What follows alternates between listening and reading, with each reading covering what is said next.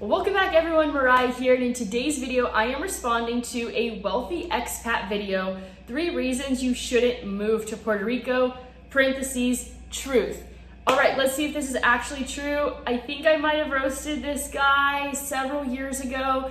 Since then, he's really grown his channel, 206,000 subscribers. Awesome job, dude, and beautiful set. So let's start off on a nice note.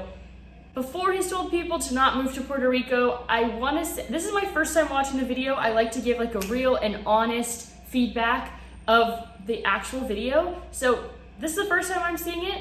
I didn't watch it and then take notes and roast afterwards. I'm just watching it for the first time.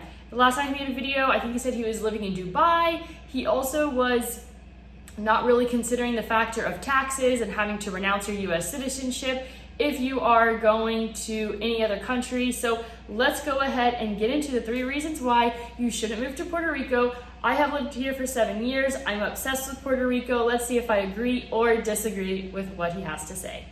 Puerto Rico, the tax-free crypto island for US citizens. I'm going to show you reasons to move to Puerto Rico. I'm going to speed him up just a little bit so that this video doesn't go too long. So don't speed it up because you're going to get double the speed. All right. Go. And reasons why you shouldn't move to Puerto Rico at all. This video is obviously mainly for American clients or American residents, but mainly US citizens that are looking for a place to reduce their taxes legally while not giving up their US passport. Because there's really 2 ways of not paying taxes to the US, and that is to renounce your US citizenship, like I did, or to go live in Puerto Rico. I'm originally Puerto Rican, and I lived 18 years in Puerto Rico, so I'm qualified to say whatever I want about my origin country. So I'm going to rip it apart, and I'm going to tell you everything that you should know before moving to Puerto Rico, all the experiences of my clients that have moved to Puerto Rico for at least 3 years, because you need to be at least 3 years in order to not pay any taxes in Puerto Rico, and absolutely everything you should know about Puerto Rico. Puerto Rico is beautiful, has a lot of nature, beautiful beaches, great people, very friendly people. A lot of people speak English, although Spanish is mainly spoken, so when I was born, my first language was Spanish, but we start learning English in school. Very true. I am someone that's been here for 7 years. I don't speak Spanish. I'm able to survive here with no issues, with no problems at all. One of the best things about Puerto Rico is the beauty, is the nature, is the beaches. I love to spend time in nature, and so that is one big appealing factor for me specifically. Most people, especially the higher classes, speak really good English, American English, so you won't have too much trouble living in Puerto Rico if you only speak English. But in my opinion, for example, a US citizen moving to a place like Warsaw, Poland, it's going to be less of a culture shock moving to Warsaw, Poland than it is moving to Puerto Rico, because it is a completely different culture. It's like moving to Mexico, for example. Different language, but still, a lot of people speak English, different environment overall, different culture, different music that they play. So Puerto Rico is going to be a similar culture shock to moving to a place in Latin America. It isn't really moving to a new US state. I didn't really feel like Puerto Rico was a culture shock.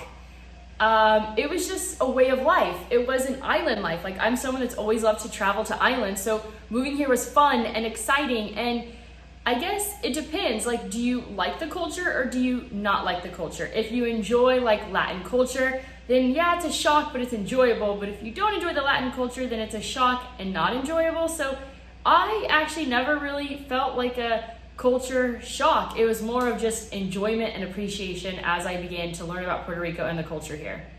It's not like moving from Texas to another state or moving from New York to Florida. It's going to be a complete culture shock, even more than moving to a place like Poland. In my opinion, I'm Puerto Rican. I've lived in the US. I've lived in over 10 countries around the world. This is all my opinion.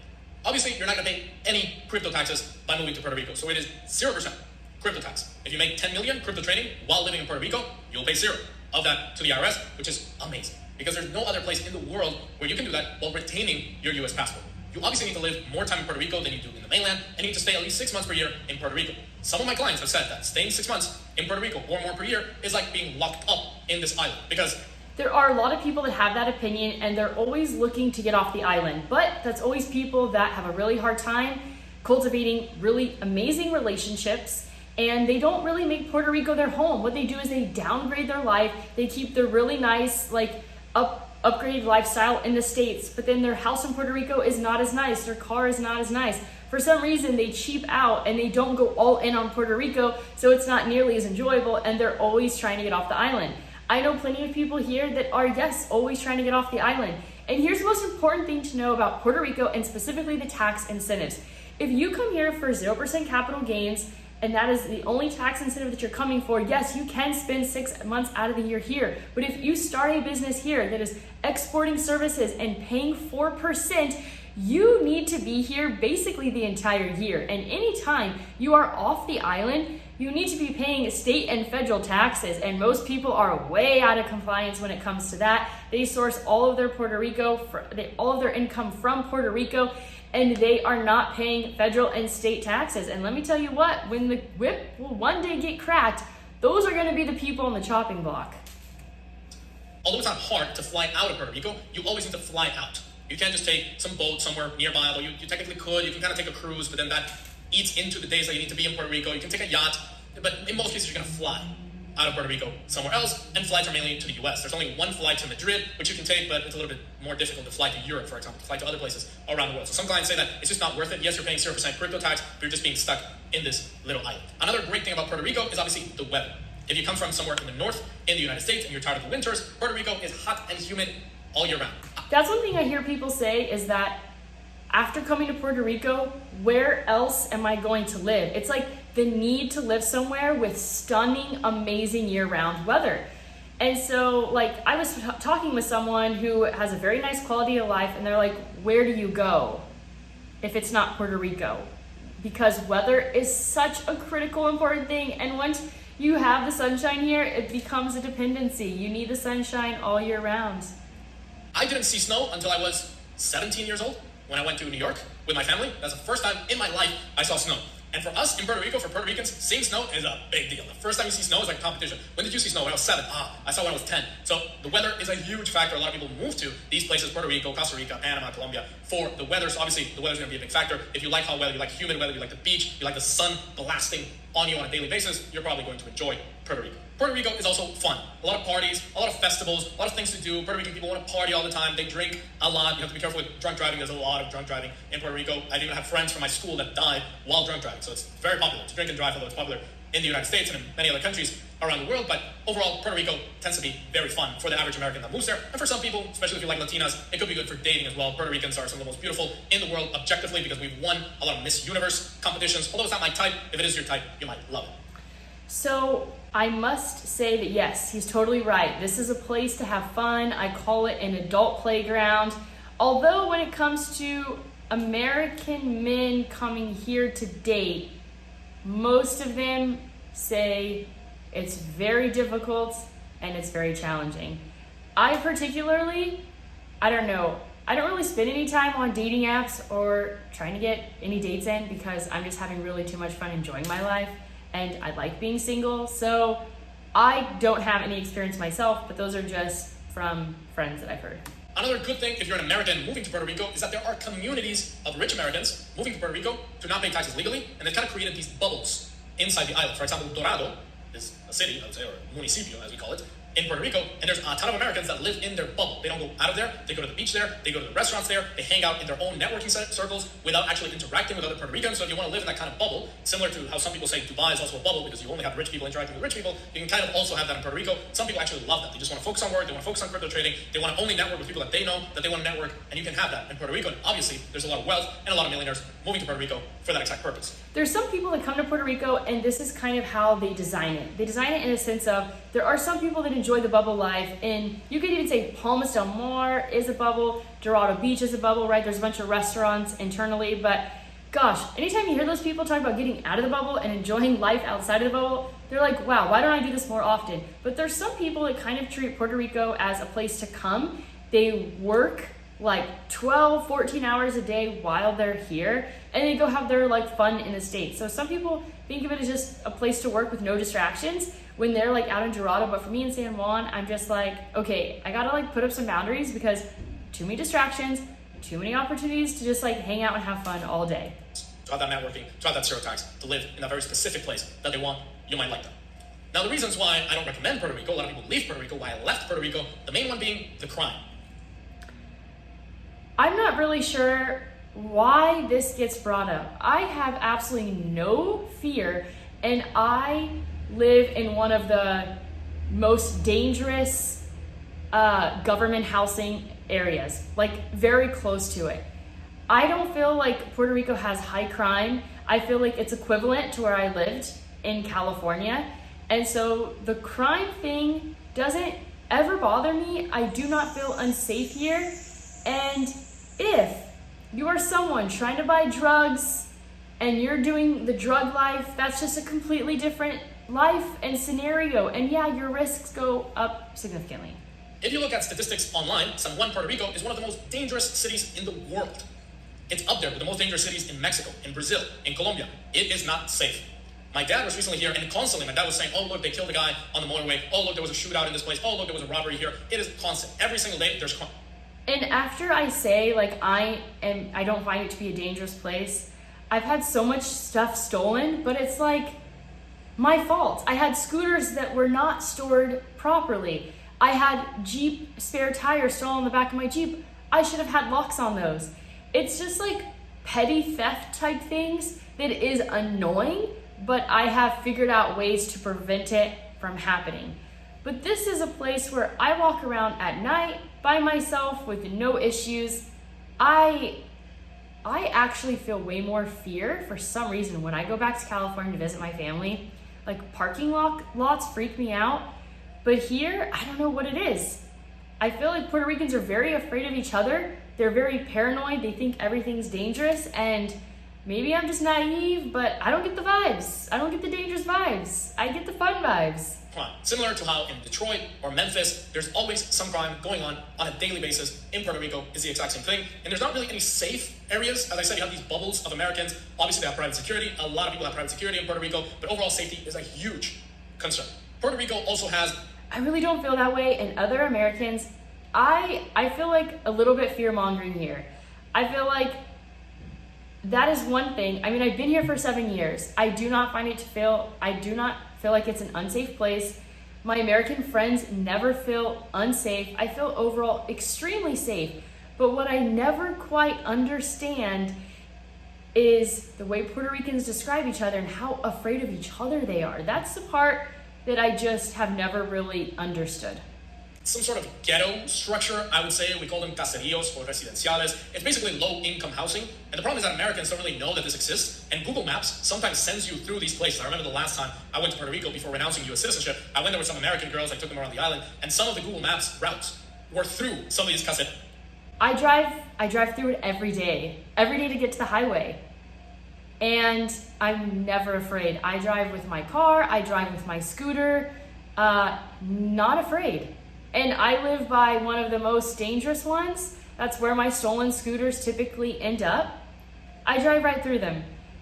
You can kind of, once you've seen one and someone's pointed out, oh, that's government housing, then they all kind of look the same. They're like 3 or 4 levels. They're all designed the same. They're just like slightly different colors.